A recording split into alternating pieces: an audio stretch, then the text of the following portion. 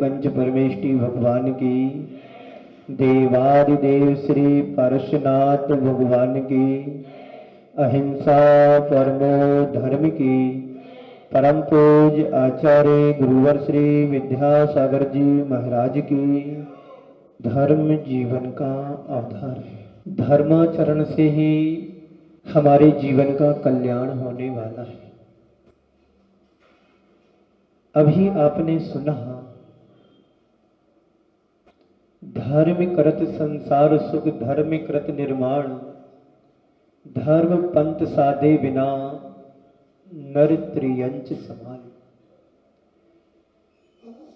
धर्म हमारे जीवन का आधार वह तत्वभूत है, वह अंतरंग तत्व है जिसके माध्यम से हम अपने जीवन का कल्याण और उद्धार कर सकते हैं। धर्माचरण से ही हमारे जीवन का उद्धार होने वाला है।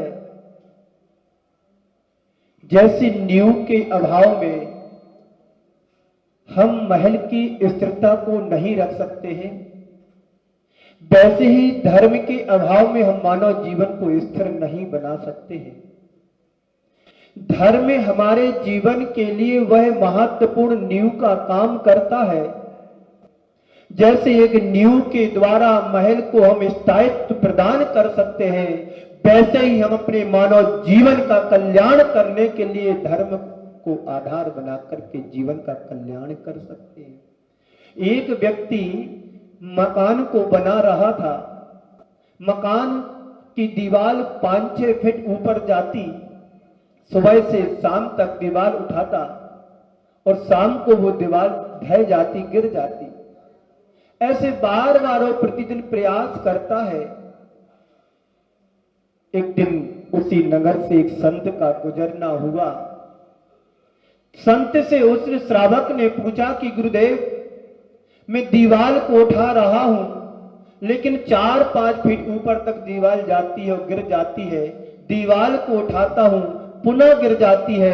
कारण क्या है? हमारा मकान क्यों नहीं बन पा रहा है? संत ने कहा कि ये बताओ, तुमने इसकी नींव को भरा है? नींव? मैं तो नींव जानता नहीं, मैं तो मकान बनाना जानता हूं। नींव क्या होती है? संत समझाते हुए कहते हैं कि सुनो बस, बिना नींव के तुम महल को, मकान को, कोठी को खड़ा नहीं कर सकते हैं। नींव, मैंने सोचा कि नींव में इतना सारा पैसा लगाने की जरूरत क्या है? अरे दीवार दिखती है, मकान दिखता है, मकान का लुक दिखाई देता है, नींव में पैसा लगाने की क्या जरूरत है? संत ने पुनः समझाते हुए कहा कि सुनो, यदि तुम नींव को नहीं भरते हैं तो मकान को भी तुम स्थिरता प्रदान नहीं कर सकते हैं। बिना नींव के जिस प्रकार से मकान टिक नहीं सकता है, वैसे ही मानव का जीवन, मानवता उसके अंदर टिक नहीं सकती है धर्म के बिना। धर्माचरण तुम्हारे जीवन का आधार होना चाहिए। बिना धर्म के तुम्हारे जीवन का कल्याण नहीं है। ये पूर्वाचार्यों ने कहा है, हमारे आचार्य भगवंतों ने कहा है, हमारी जिनवाणी ने कहा है, हमारे देव शास्त्र गुरु ने कहा है कि धर्म तुम्हारे जीवन का अंतरंग तत्व होना चाहिए। हम इसलिए पढ़ते हैं, अन्यथा शरणम नास्ति तुमेव शरणम मम। हे भगवान, आपके अलावा इस संसार में कोई शरण नहीं है। आप ही एक हमारे लिए शरणभूत आधार है, जिसको हम अपने जीवन का आधार बना करके अपनी आत्मा का उत्थान कर सकते हैं, आत्मा का कल्याण कर सकते हैं। ये धर्म वह धर्म है जिसके धर्म को तीर्थंकर भगवंतों ने धारण किया, अपनी आत्मा का उत्थान कर लिया और हमारे लिए आज आदर्श पुरुष बने हुए हैं। आप लोग बार बार ये मन में प्रश्न आता होगा कि जो भी संत आते हैं, जो भी गुरु आते हैं, जो भी महंत आते हैं, सभी धर्मों में धर्म की ही चर्चा क्यों की जाती है? और कोई संतों को काम नहीं है, एकमात्र धर्म का रटना लगा लिया। तो भैया धर्म के बिना और है क्या, ये भी तो बता दो। धर्म के बिना और है ही क्या जो हमारे लिए कुछ हमारे आत्मा का उद्धार कर सके? तो धर्म हमारे जीवन का आधार बने। हम पढ़ते हैं, रोज पढ़ते हैं, तुम बिन में व्याकुल भयो जैसे जल बिन बीन, और जन्म जरा मेरी हरो करो मोह स्वाधीन। हम क्यों पढ़ते हैं? भगवान के सामने अर्घ चढ़ाते हैं, भक्ति करते हैं, आराधना करते हैं, गुरुओं की उपासना करते हैं, रोज आकर के अभिषेक करते हैं। बेशक ये धर्म है, धर्म मात्र क्रिया में नहीं होना चाहिए। धर्म हमारी अंदर की आंतरिक प्रतिक्रिया होना चाहिए। हम रोज भगवान की पूजन करें, रोज अभिषेक करें, रोज अर्घ चढ़ाएं, थाल भर भर के अभिषेक पूजन सब कुछ करें, और हमारे अंदर की मलिनता यदि नहीं धुलती है तो ऐसे धर्म करने से कोई मतलब नहीं है। धर्म हमारे जीवन का आधार तो तभी कहलाएगा जब हमारा आधे और आधार शुद्ध होगा। अंतरंग में वो भाव जगना चाहिए, वो क्रिया मात्र बनकर के नहीं रहना चाहिए।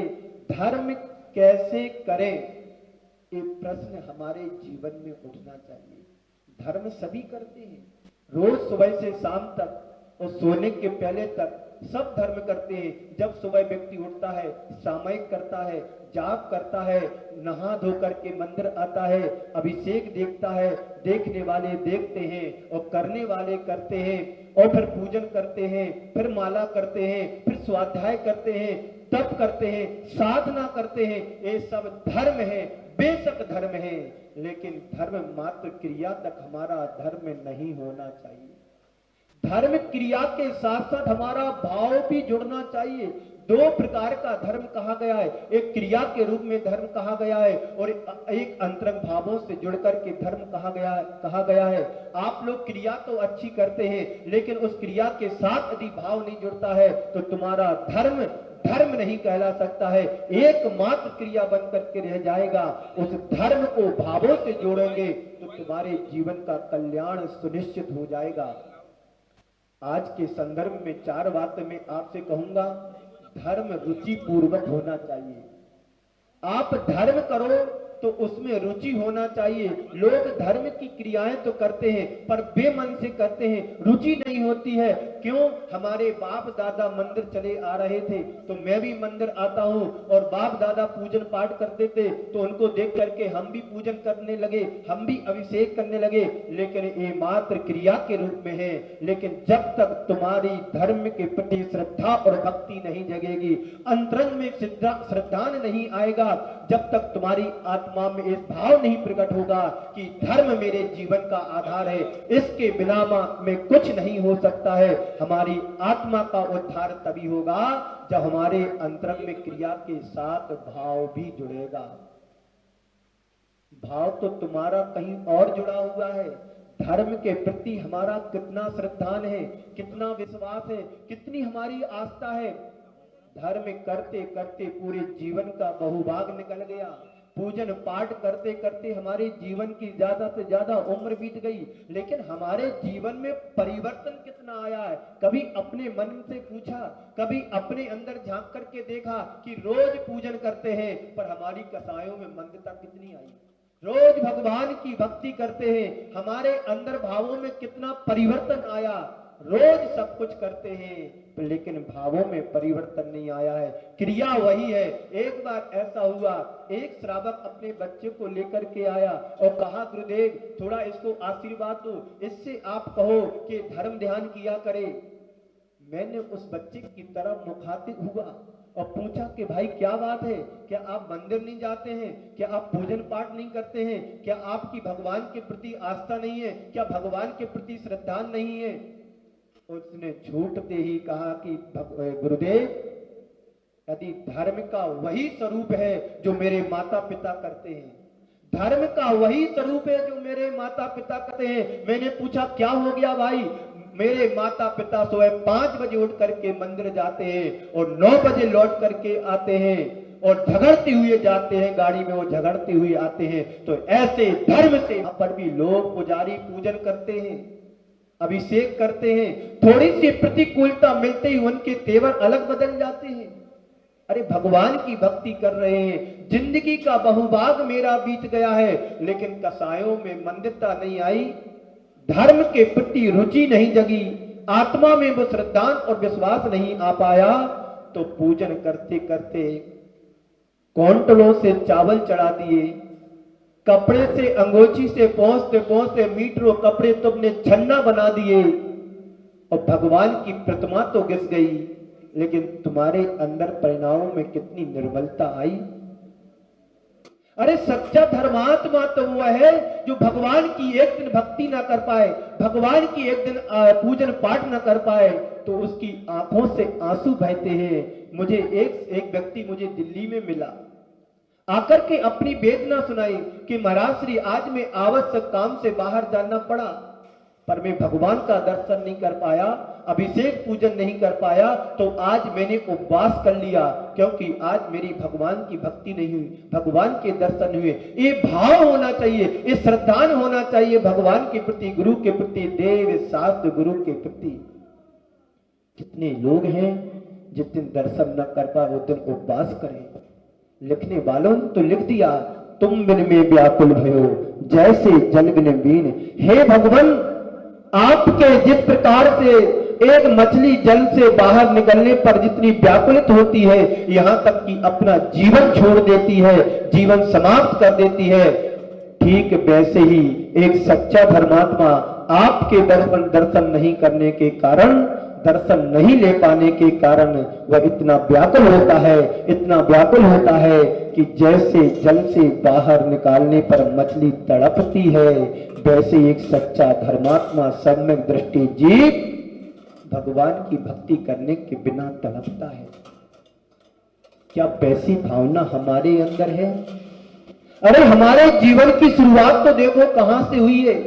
हमने कौन कौन सी पर्यायों में कितना पुरुषार्थ किया होगा, कसमें खाई होगी कि एक बार मुझे जिनेन्द्र देव का सानिध्य मिल जाए, एक बार भगवान महावीर का समुसरण मिल जाए, वहां जाकर के हम अपनी आत्मा का कल्याण कर ले।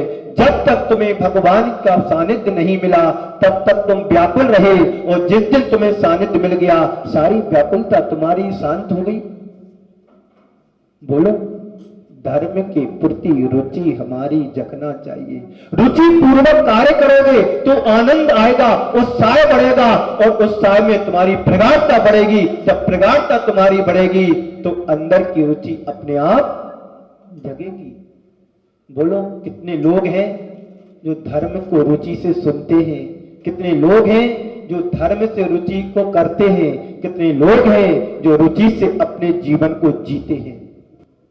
अब संसार के कार्यों में तो रुचि बढ़ा देते हो, यदि एक जगह सुख नहीं मिलता है तो दूसरी तरह चले जाते हो, वहां नहीं मिलता है तो जहां भी जाओ सुख खोज करते हो और पा लेते हो। लेकिन धर्म के प्रति हमारी रुचि कितनी है? कभी ऐसा लगा इस मंदिर में बेदी पे मन नहीं भरा तो चलो ऊपर की बेदी के दर्शन करके आते हैं, यहाँ मन नहीं भरा चलो दूसरे मंदिर में जाकर के दर्शन कर लेते हैं, चलो वहां नहीं हुआ तो और जगह जाकर के दर्शन करके मन को भर लेते। क्या इतनी रुचि हमारी है? सोचते तो ये चलो 3 बेदी है, एक बेदी के दर्शन कर लिए बैठ करके और बैठे बैठे तीनों बेदी के दर्शन कर लिए। व्यक्ति सबसे ज्यादा कटौती करता है तो धर्म के क्षेत्र में करता है। रोज आकर के पूजन पाठ अभिषेक करता, किसी काम से बाहर जाना हुआ तो सबसे पहले पूजन पाठ को छोड़ेगा, चलो आज दर्शन करके काम चला लेते हैं। ये तुम्हारी आरुचि है। यदि रुचि होती जाना है तो चले जाएंगे, पहुंचना है तो पहुंच जाएंगे। आज मैं रोज एक पूजन करता था, आज मुझे बाहर काम के लिए जाना है, चलो आज मैं 2 पूजन करके जाऊंगा, मेरी एक कार्य में सफलता मिलेगी। ये रुचि है। रुचि तो ऐसी है कि एक पूजन करते थे, 2 करते थे, चलो 1 से काम चलाओ, और 1 करते थे, चलो आज पूजन नहीं करेंगे, आज अभिषेक करते, चलो आज अभिषेक नहीं करेंगे। व्यक्ति की रुचि बढ़ती चली जा रही है। और तीसरी बात है मंदता, मंदी, क्रिया में मंदी।